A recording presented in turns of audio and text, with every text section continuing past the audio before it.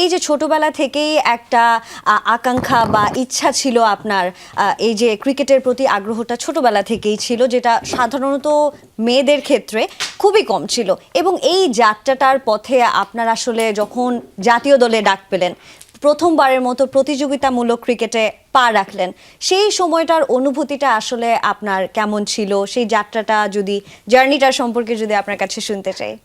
আসলে আপু, যখন আমি ক্যাম্পে ডাক পাইছি, লিস্ট দেখছি যে আমি ক্যাম্পে আছি, তো তখন আসলে মানে এত খুশি হয়েছি আসলে বলে বোঝানোর মতো না। কারণ আমার স্বপ্ন ছিল ছোট থেকে আমি যেভাবেই হোক আমি টিভির পর্দায় খেলবো, মানে বুঝতাম না কিছু, কিন্তু যা টার্গেট ছিল আমি খেলবো, ভিতরে সবাই আমাকে দেখবে। তো ওই লক্ষ্যই ছিল। তো ধীরে ধীরে নিজের প্রতি জেদ কাজ করাই। তো ক্যাম্পে যখন ডাক পাইছি, প্রথমে আপুরা আর কি মানে সবাই ওয়েলকাম জানিয়েছে।